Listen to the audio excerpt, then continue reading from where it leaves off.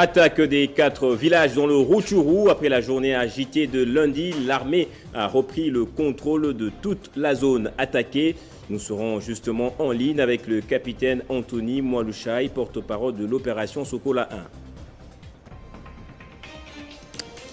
Et puis décès de Patrick Palata, un groupe de journalistes du Congo central a rencontré ce mardi le patron de l'UNPC Kinshasa, Jean-Marie Kassamba, pour lui faire part de l'évolution de l'organisation des obsèques du journaliste. Vous suivrez dans ce journal leur déclaration. Au Niger, des enfants se sont retrouvés piégés dans l'incendie de leur école en paille. Les derniers bilans provisoires fait état d'au moins 26 élèves calcinés et plusieurs autres blessés graves. Emmanuel Macron et Patrice Talon viennent de parachever le processus de restitution des œuvres d'art béninois. Les deux chefs d'État ont signé l'acte de transfert de propriété des 26 trésors.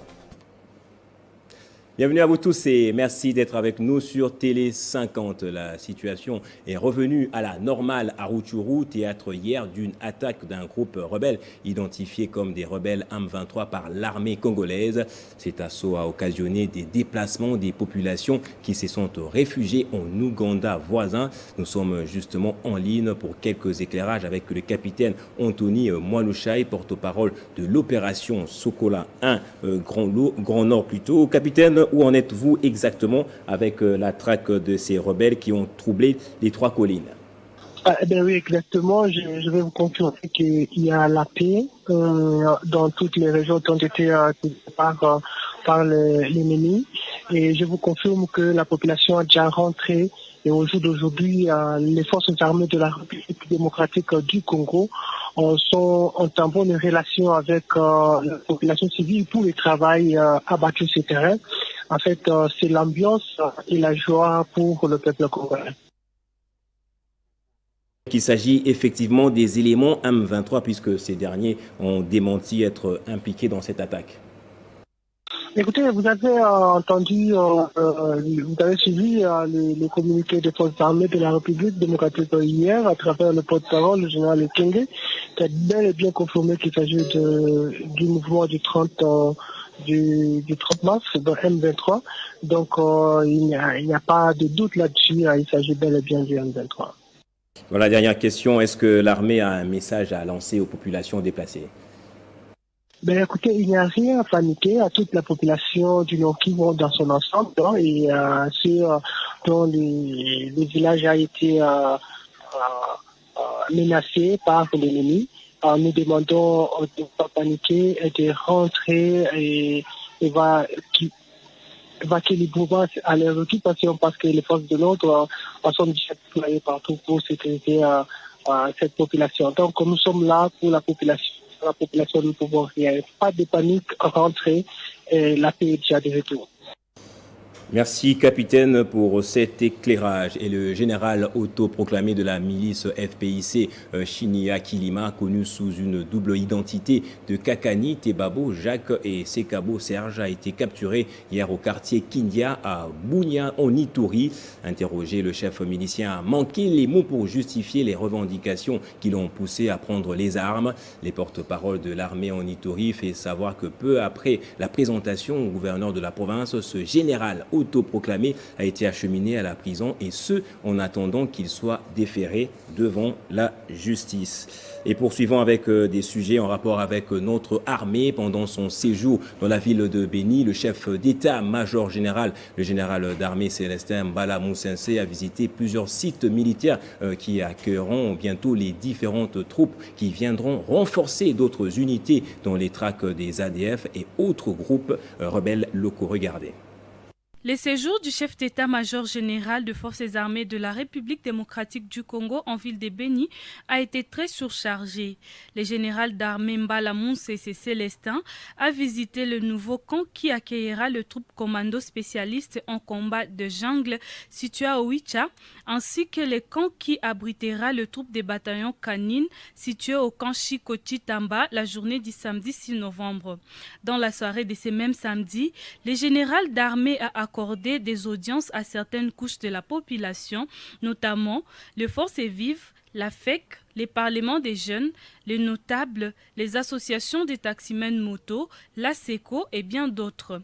Dès sa part, la délégation de la Fédération des entreprises du Congo FEC a salué l'état des sièges et les résultats sur terrain avant de demander au numéro 1 de l'armée de faire encore mieux pour réhabiliter les routes d'intérêt national et mettre fin aux embuscades. J'étais très content puisqu'il est venu nous voir pendant notre détresse. Nous, avec l'état des sièges, nous trouvons que c'est positif. Puisque quand même, on pose des problèmes, on trouve des solutions. Néanmoins, il faut qu'on nous aide d'abord à déterminer surtout la route des terrains nationaux puisque ça nous tire vers en bas. On ne sait pas progresser puisqu'il y a beaucoup de thierry sur la route et on l'a demandé, il nous a promis qu'il va faire des sommiers. À l'issue des échanges avec la population, le numéro 1 de l'armée a, au nom du commandant suprême des forces armées de la République démocratique du Congo, inauguré les pavillons de l'hôpital militaire de garnison de Béni, constitué essentiellement d'un bloc opératoire, d'un laboratoire, d'une maternité, d'un mess des officiers et autres matériels pour une meilleure prise en charge des militaires et de leurs dépendants. Mbala Moussese Célestin a appelé les responsables de cet hôpital militaire à en faire bon usage. Et je le disais, une délégation des journalistes œuvrant au Congo central a rencontré ce mardi Jean-Marie Kassamba pour lui faire part de l'organisation des obsèques du journaliste et directeur général de Talatala TV, Patrick Palata. Ces chevaliers de la plume sont venus solliciter l'accompagnement du président de l'UNPC Kinshasa. Reportage signé Jonathan Thiobo et Jean-David Kilolo. Ces journalistes venus de Matadi en délégation, c'est Jean-Marie Kassamba, ne sont pas allés par le dos de la cuillère pour dénoncer la mauvaise manière avec laquelle certains professionnels des médias ont profité de la mort de leur confrère Patrick Palata pour récolter de l'argent auprès des personnalités politiques. En réalité, nous avons suivi tous l'un des membres de famille qui a parlé. Raymond Mukanza, il a témoigné, il a dit que nos confrères n'ont pas très bien géré la situation d'abord parce que quand ils ont donné les programmes, ils devaient être en accord avec les procureurs. Malheureusement, nous avons quitté très loin de la province du Congo central. Nous sommes arrivés depuis samedi, pensant que le corps de Patrick Palata sera enterré le dimanche. Malheureusement, il fallait terminer d'abord avec les procureurs parce qu'il fallait qu'on ait le résultat de l'autopsie qui n'était toujours pas là.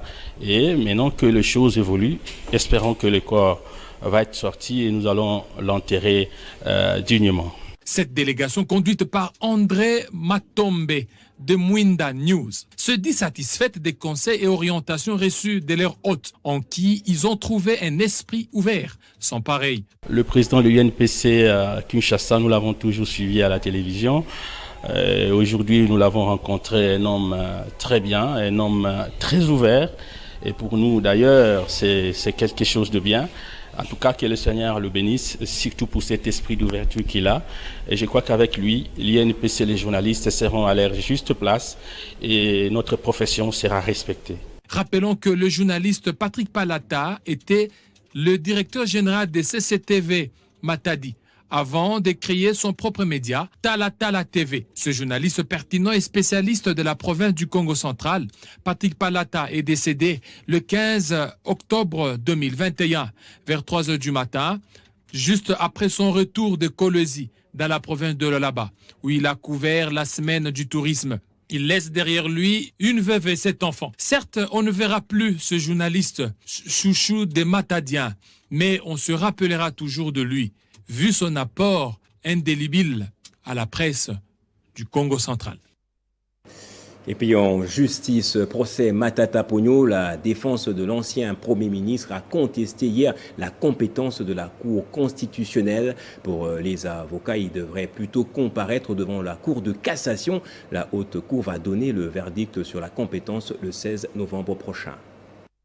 Compétente ou pas compétente de juger les sénateurs Augustin Matata Ponyo, en tout cas la question a été sur les lèvres des avocats et du ministère public au niveau de la Cour constitutionnelle. Et la plus haute cour devra se prononcer dans la huitaine sur sa compétence ou pas.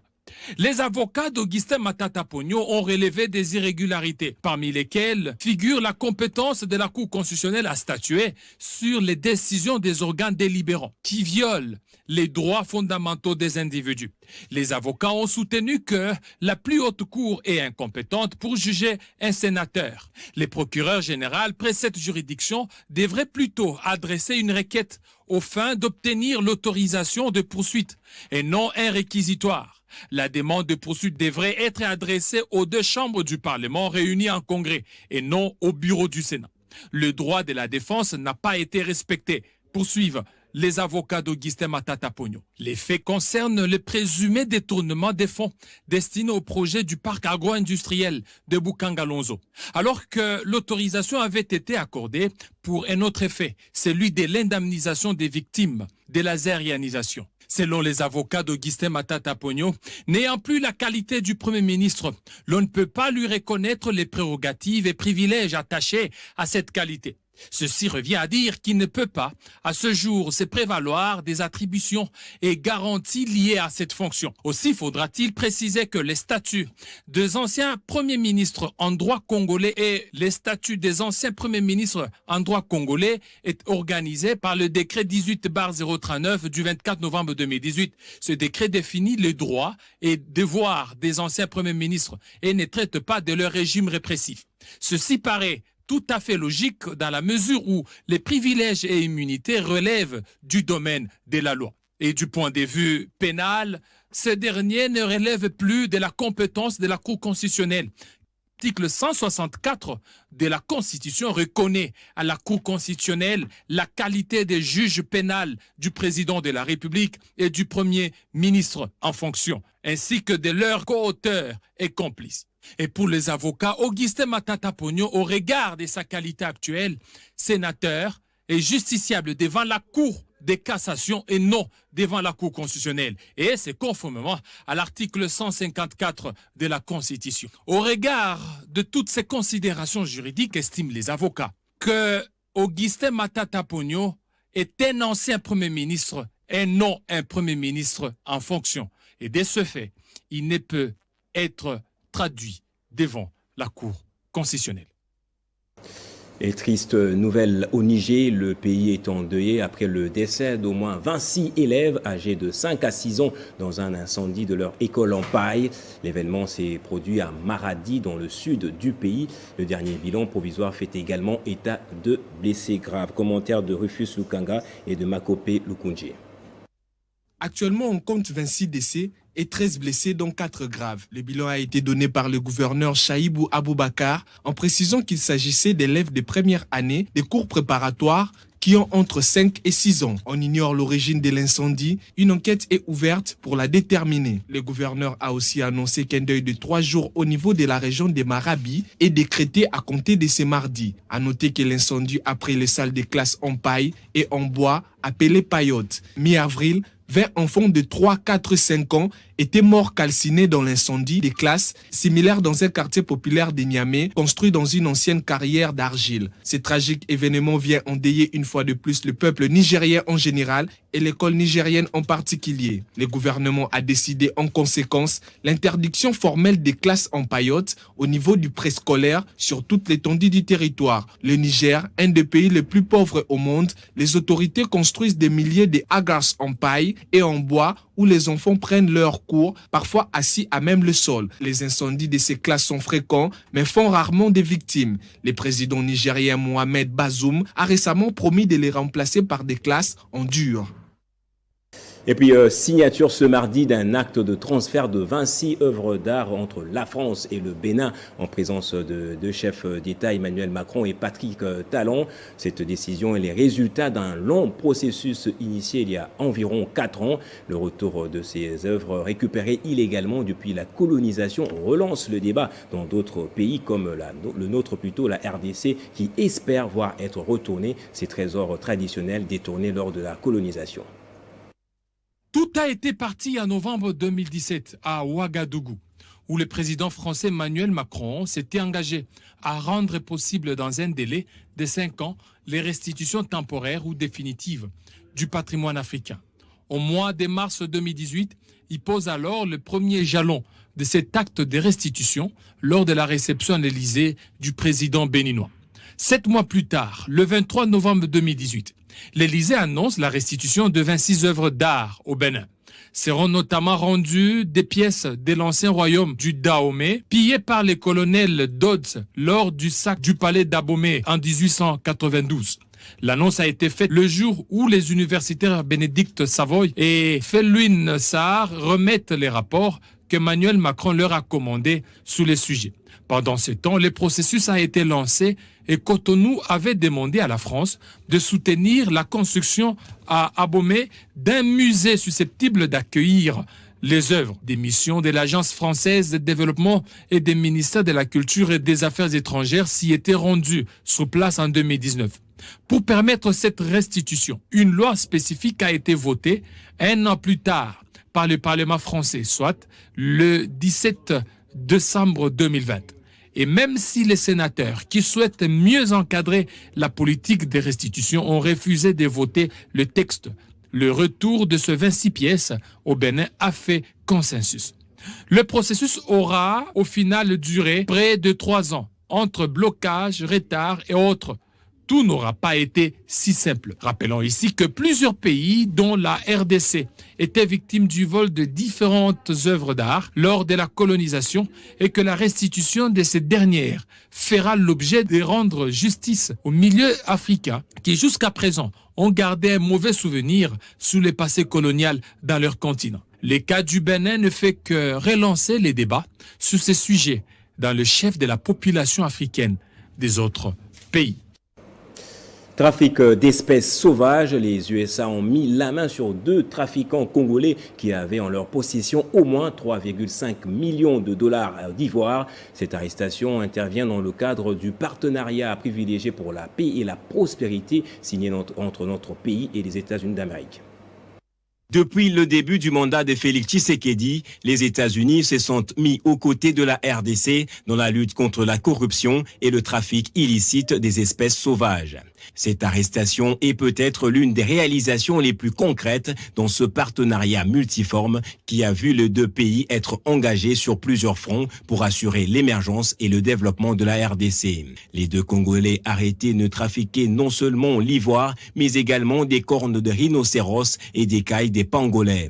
Ils ont été saisis le 4 novembre à la suite d'une coopération multinationale de plus de 2 ans entre le service de sécurité diplomatique de l'ambassade des États-Unis à Kinshasa et le Homeland Security Investigations et le gouvernement de la RDC. À ce jour, la lutte contre le trafic illicite des espèces sauvages a déjà saisi près de 937 kilos d'ivoire et 37 kilos d'écailles de pangolin d'une valeur approximative de 3,5 millions de dollars. L'ICCN travaille pour ce faire en collaboration avec la police nationale congolaise et l'Interpol ainsi que les FARDC. Les forces de l'ordre congolaises et l'équipe de l'ambassade américaine ont ensuite travaillé ensemble pour assurer un stockage approprié des articles saisis à la Banque centrale. Pour l'ambassade américaine basée à Kinshasa, les États-Unis soutiennent le président Félix Antoine Tshisekedi et la décision du gouvernement congolais d'accorder la priorité à mettre fin à la corruption et à l'impunité.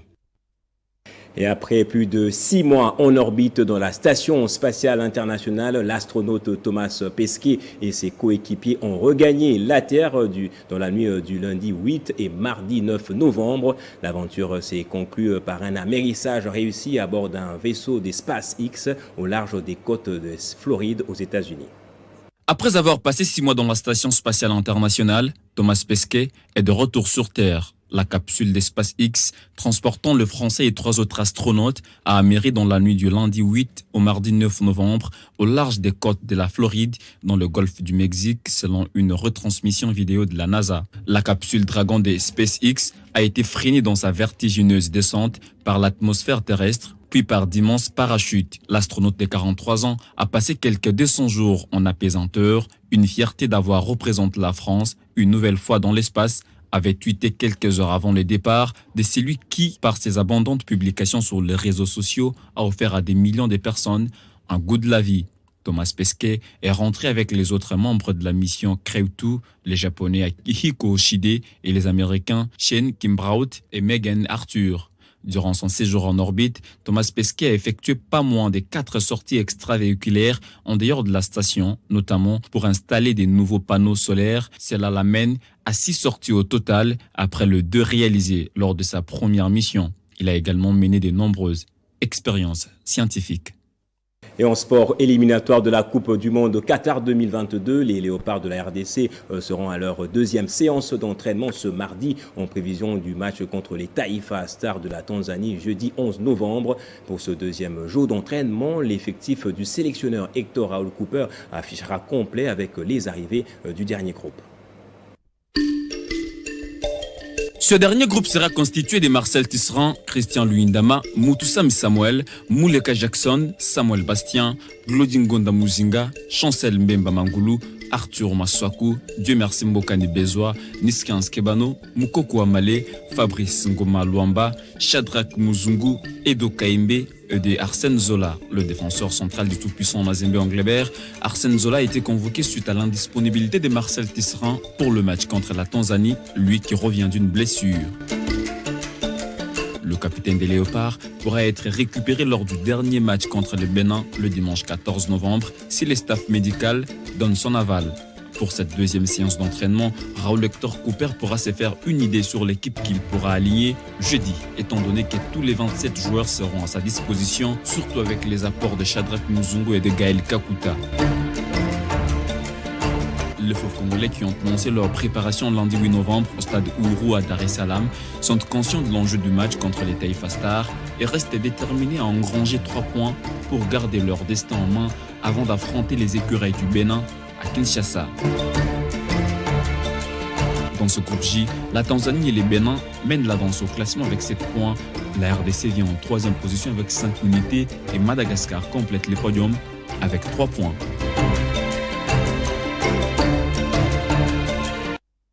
On va prendre le rappel des titres à présent. Restez avec nous. Attaque des 4 villages dans le Rutshuru. Après la journée agitée de lundi, l'armée a repris le contrôle de toute la zone attaquée. Le porte-parole de l'opération Sokola 1 Grand Nord a appelé la population à continuer à regagner les villages. Et décès de Patrick Palata, un groupe de journalistes du Congo central a rencontré ce mardi le patron de l'UNPC Kinshasa pour lui faire part de l'évolution de l'organisation des obsèques du journaliste. Ces journalistes sont satisfaits de l'oreille attentive prêtée par Jean-Marie Kassomba. Au Niger, des enfants se sont retrouvés piégés dans l'incendie de leur école en paille. Le dernier bilan provisoire fait état d'au moins 26 élèves calcinés et plusieurs blessés graves. Emmanuel Macron et Patrice Talon viennent de parachever le processus de restitution des œuvres d'art du Bénin. Les 2 chefs d'État ont signé l'acte de transfert de propriété des 26 trésors. Restez avec nous pour la revue de presse.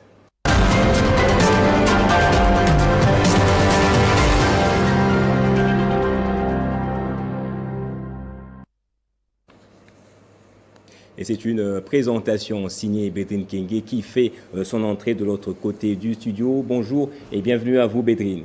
Bonjour Gaëtan et merci. À la une de votre revue de presse, les attaques de Rutshuru, Tchanzu au Nord Kivu, l'armée a identifié ses assaillants aux combattants M23. Effectivement, Gaëtan, c'est l'armée qui a confirmé à travers un communiqué que les attaques du dimanche 7 novembre au lundi 8 novembre ont été réalisées par le mouvement insurrectionnel M23, mais toutes les dispositions ont été déjà prises pour faire échec à cette énième incursion de ce mouvement sur le sol congolais, rapporte l'agence congolaise de presse. N'est-ce pas un défi à l'état de siège instauré depuis les mois de mai dernier par le chef de l'État, s'interroge cette fois-ci Forum des As à sa une. pour le rédacteur de cet article. C'est donc ici le lieu de saluer justement la bravoure des FARDC qui ont repoussé les forces ennemies pour ensuite reconquérir les positions occupées pendant quelques heures. Bien que de surprise par cette énième attaque de trop, s'interroge encore le confrère. Dans ce coin du vaste territoire congolais, les troupes de l'armée républicaine sont restées debout dans leurs bottes face à l'ennemi. Cependant, le M23, mouvement créé à la suite de la guerre du Kivu, vous vous rappelez Gaëtan, composé d'ex-rebelles du CNDP de Laurent Kunda Batoire et de Jules Moutebouzi, a nié son implication dans cette nouvelle attaque de la colline des Chanzou qu'elle a occupée pour la première fois pendant plusieurs mois en 2013 sous la conduite de Sultani Makenga et de Jean-Marie Runiga, rappelle le quotidien. Et certains journaux reviennent sur la rentrée judiciaire au Conseil d'État.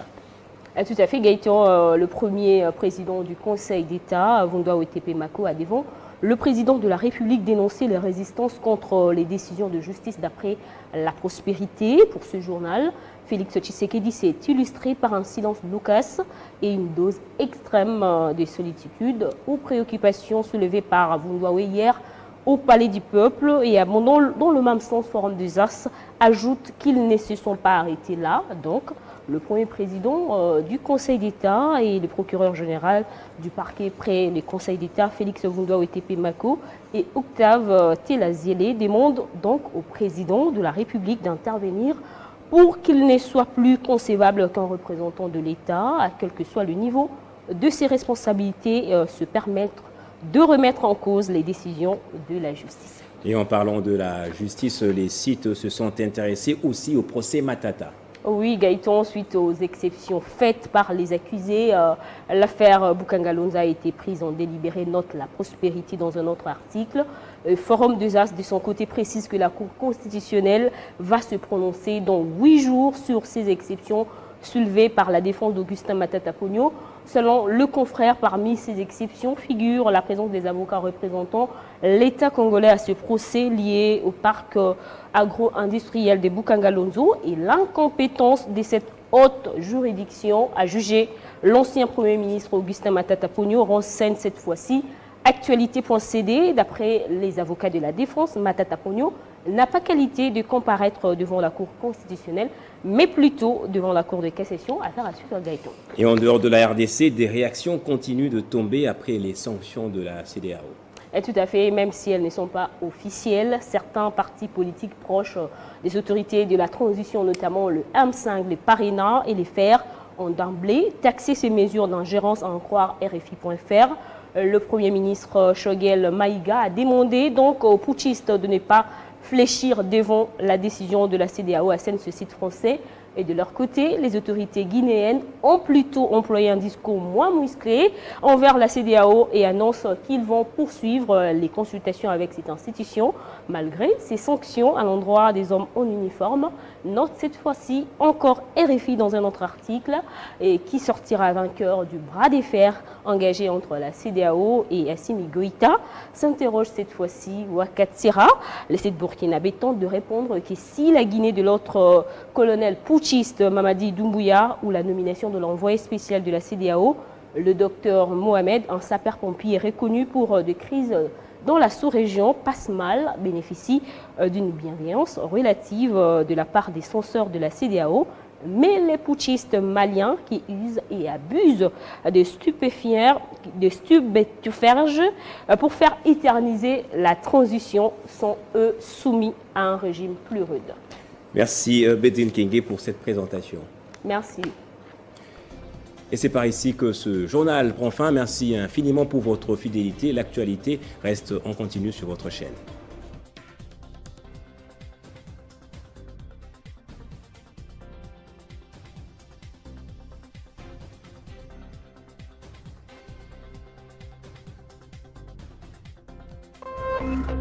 Téléchargez les infos Télé 50 sur www.télé50.cd.